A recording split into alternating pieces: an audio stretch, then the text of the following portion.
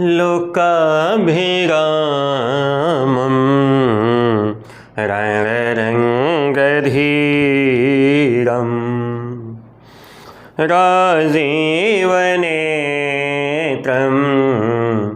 रघुवंशनाथं कारुण्यरूपं करुणाकरन्तं श्रीरामचन्द्रं शरणं प्रपद्ये। कर्पूरगौरं करुणावतारं संसारसारं भुजगेन्द्रहारं सदा वसन्तं हृदयारविन्दे भवं भवानी सहितं नमामि।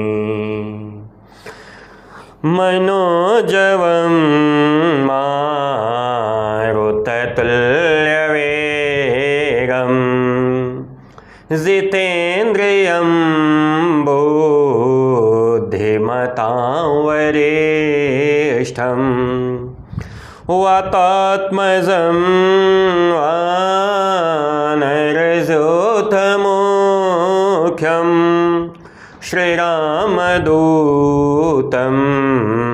शरणं प्रपद्ये। वन्दं गुरुपद पदुमपरागा सुरुचे सुबास सरसयानुरागा। वन्दं गुरुपद पदुमपरागा। श्री गुरुदेव भगवान के कमलवत चरणों में सादर नमन वंदन और आप सभी प्यारे विद्यार्थियों को बहुत सारा स्नेह, सभी प्यारे विद्यार्थियों को बहुत बहुत बहुत सारा स्नेह, बहुत सारा आशीर्वाद। कैसे हैं सभी लोग? बढ़िया, फर्स्ट क्लास? हाँ कहिए, बढ़िया है ना? आइए, ये जो कविता हम लोग पढ़ रहे थे, यह दंतुरित मुस्कान, उसी का दूसरा पार्ट है फसल। नागार्जुन ने ही लिखी है इस कविता को भी, फसल। हाँ, फसल की क्या विशेषता है? फसल यानी हाँ, खेतों में उत्पन्न होने वाला अन्न, जिसके भरोसे हमारा यह जीवन चलता है। अगर अन्न न पैदा हो खेतों में तो क्या हमारा जीवन चल जाएगा? यदि हम शाकाहारी हैं तब तो हमारा कतई नहीं चलने वाला। हाँ, यदि हम हर्बीवोरस हैं, यदि शाकाहारी हैं, तो बिना पेड़ पौधों के तो हमारा जीवन चलने वाला नहीं है। क्या खाएंगे? फल खाएंगे, अनाज खाएंगे।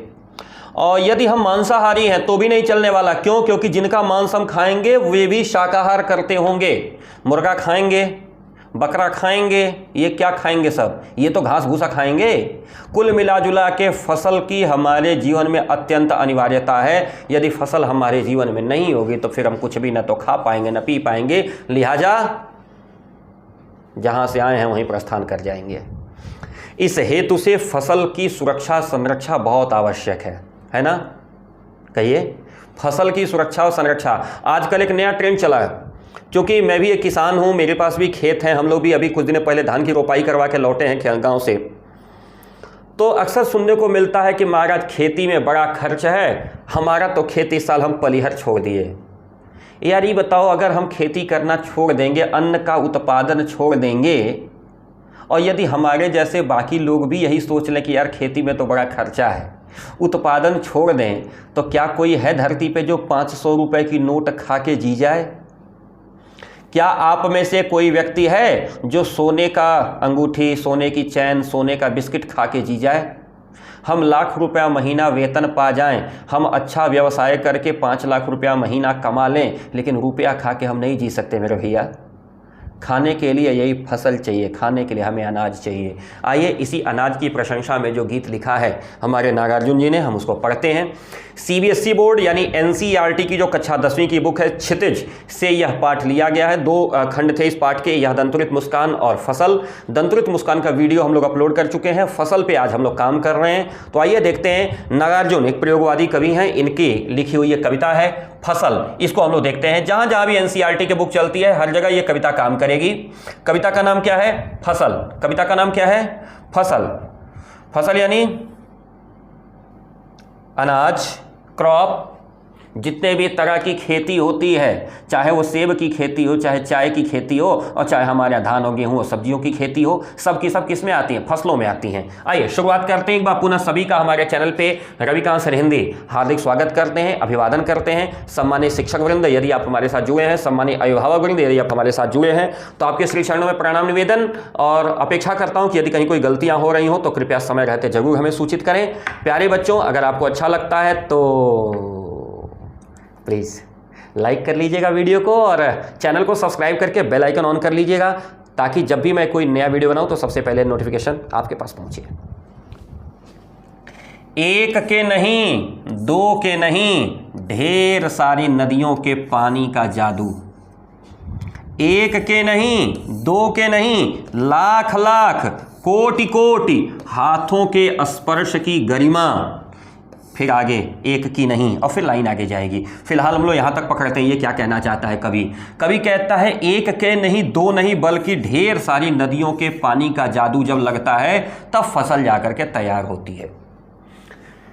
नदियों के किनारे, आपको पता है जितनी भी सिविलाइजेशंस हुई हैं, आप लोग सोशल स्टडीज़ पढ़ते होंगे ना, एसएसटी, उसमें सिविलाइजेशंस पढ़ाई जाती होंगी। चाहे हड़प्पा एंड मोहनजोदड़ो की सिविलाइजेशन रही हो, सिंधु घाटी की सिविलाइजेशन रही हो, Indus valley civilization, English medium वाले बच्चे, हाँ हम लोग तो हिंदी मीडियम वाले गए तो हम लोग सिंधु घाटी सभ्यता पढ़े थे, हाँ, या मिस्र की सभ्यता, मेसोपोटामिया का सिविलाइजेशन। ये सारे सिविलाइजेशन के पीछे एक बहुत कॉमन चीज़ थी कि जितनी भी सिविलाइजेशंस डेवलप हुई थी वो सब के सब किसी न किसी नदी के किनारे हुई थी। ये आपको पता है? अगर पता है तो अच्छी बात है, नहीं तो अपने सोशल स्टडी वाले सर से, मैम से ये बात डिस्कस करिएगा कि जितनी भी सिविलाइजेशंस डेवलप हुई वो सारी की सारी सिविलाइजेशंस नदियों के किनारे क्यों डेवलप हुई? इसलिए क्योंकि मनुष्य को जीने के लिए 3 मूलभूत आवश्यकताएं हैं, रोटी, कपड़ा और मकान। रहने के लिए तो गुफाओं की व्यवस्था चलो ईश्वर ने कर दी थी, रहने के लिए गुफाओं की व्यवस्था हो गई थी। बचा 2 मामला, रोटी और कपड़ा। तो रोटी अर्थात भोजन, भोजन में दोनों चीज़ें आते हैं, पानी और अन्न। ये दोनों चीज़ें नदियों के किनारे आसानी से उपलब्ध हो सकते थे, क्योंकि नदियों के पास पानी था जिसको हम पी सकते थे, और नदियों के पानी से सिंचाई करके हम फसल का उत्पादन कर सकते थे। कभी हमारा कह रहा है एक नहीं, दो नहीं, बहुत सारी नदियों के पानी का जब जादू लगता है ना तो फसल तैयार होती है। और एक नहीं, दो नहीं, लाख लाख, कोटि कोटि। कोटि का मतलब होता है करोड़, ध्यान रखिएगा, संस्कृत में कोटि का अर्थ होता है करोड़। कई लाख और कई करोड़ हाथों के स्पर्श की जब गरिमा, गरिमा का मतलब क्या होता है? गरिमा का मतलब होता है प्रभाव। गरिमा का मतलब होता है प्रभाव, ठीक है, क्षमता, उपलब्धता। जब कई लाख कई करोड़ हाथ जब जुड़ते हैं ना तब जाके फसल तैयार होती है। हमारे और आपके घरों में फसल कैसे तैयार होती है आप जाके देखिएगा। 2 हाथ हमारे पास हैं और ऐसे हमारे साथ कम से कम 10-15 मजदूर जब लगते हैं ना, और मान के चलिए कि औसतन अगर 10 मजदूर एक साथ कार्य कर रहे हों तो 20 हाथ हुए, और कम से कम खेत के मालिक का 2 हाथ, 22 हाथ। इस हाथ तक जा करके तब जाके काम चलता है। तो सोचिए हमारे भारतवर्ष में कितना खेत है, कितने मजदूर होंगे, कितने लोग होंगे। इस आधार पे कवि की एक स्वाभाविक कल्पना है कि कई लाख कई करोड़ हाथों के स्पर्श का जब गरिमा फलित होती है ना तब जाकर के फसल तैयार होती है। कोई एक व्यक्ति अकेले चाहे कि हम फसल के बारे में निर्माण कर लें, फसल की तैयारी कर लें, दैट कांट बी पॉसिबल। यानी फसल है क्या? फसल क्या है? जिसको हम अनाज कहते हैं वो फसल नहीं है। कवि दिखाना चाहता है कि उस फसल को तैयार करने में मेहनत कितनी लगी। दरअसल वह फसल केवल अनाज नहीं है, वह कई सारी नदियों के द्वारा लाई गई मिट्टी, कई सारी नदियों के द्वारा लाए गए पानी का प्रतिफल है। कई सारे लाखों और करोड़ों हाथों की मेहनत का प्रतिफल है ये फसल। अर्थात जो फसल, जो अनाज हम पा रहे हैं ना, उस अनाज को खाने के पहले हम इस बात को अनुभव करें कि कई सारी सारी नदियों के द्वारा लाई गई मिट्टी, कई सारी नदियों के द्वारा लाया गया पानी और कई लाखों करोड़ों हाथों के द्वारा की गई मेहनत, उसका यह परिणाम है जो फसल के रूप में आज हमारे सामने दिखाई दे रही है। आगे चलेंगे, आगे क्या कहता है कवि हमारा?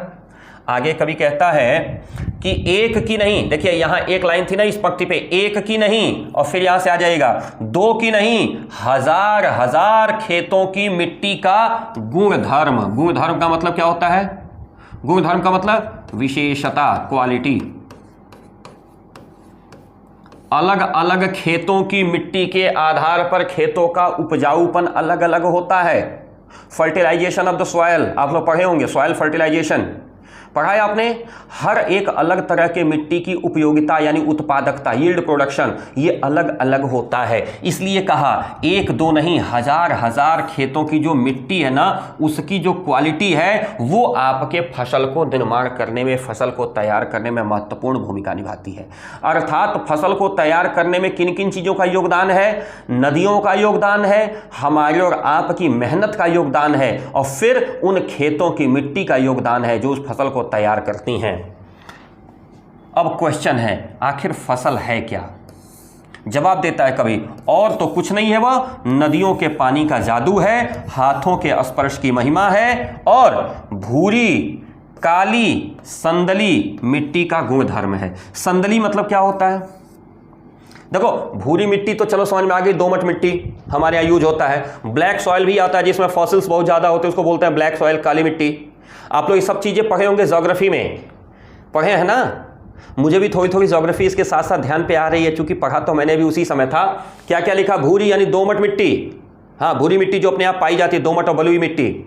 काली मिट्टी, हाँ ब्लैक सॉइल जिसमें फॉसिल सबसे ज़्यादा होते हैं। और ये आ गया संदली मिट्टी। संदली मिट्टी का मतलब होता है रेड सॉइल।